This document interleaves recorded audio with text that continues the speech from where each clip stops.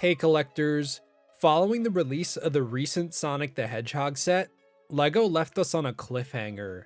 With these two bricks at the end here, LEGO could be leaving the door open for a future Sonic expansion.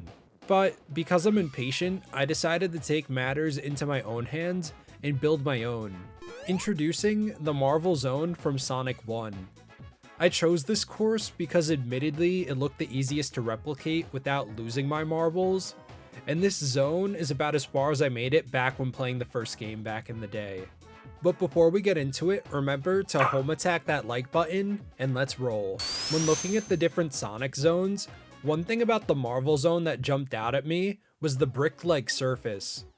Knowing this looked like the masonry brick pieces, or the bricks as I like to call them, I knew this MOC was off to a good start because I wouldn't need to endlessly stack 1x1 plates like in the Green Hill Zone. Since I was replicating that original Sonic set, it also helped to have a framework in place. For those who haven't played Sonic 1, the Marble Zone has various above ground and underground sections. To keep it simple, I stuck to the building the above ground sections only.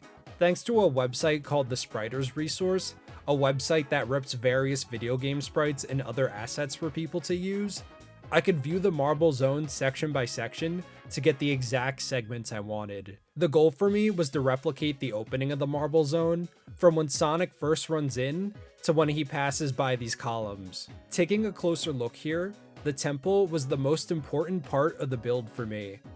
Like the loop from the Green Hill Zone, this is the main landmark and the first thing you see in the level. To give the temple some texture, I use these modified groove bricks.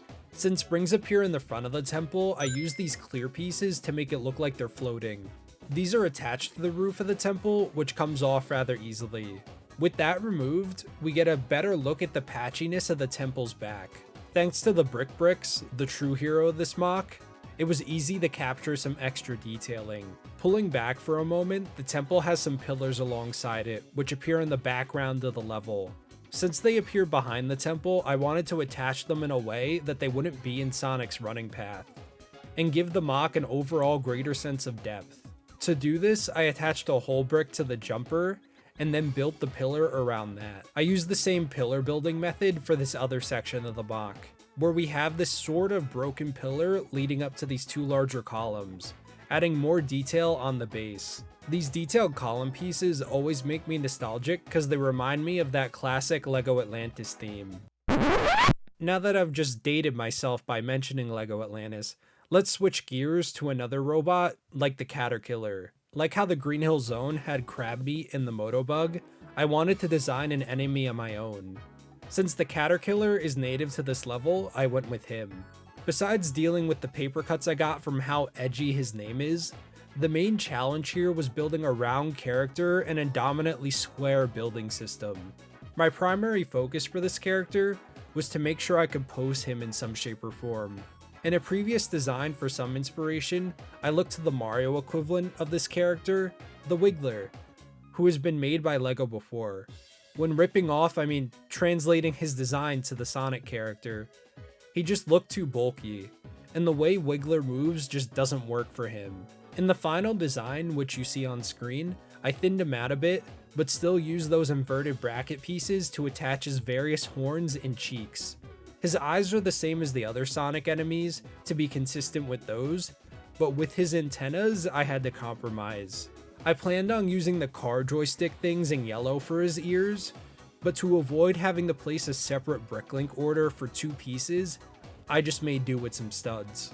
Speaking of Bricklink, this MOC encompassed two separate Bricklink orders, alongside some pieces from my personal collection, for a grand total of about 500 parts.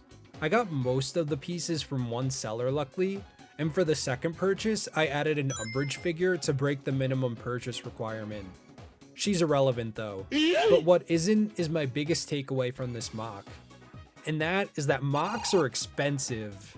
After shipping, this MOC cost me around $100, and that's what picking out pieces from my personal collection and cutting corners in some areas. The main culprit for the high price was all the bright green pieces, which I didn't realize were so hard to find.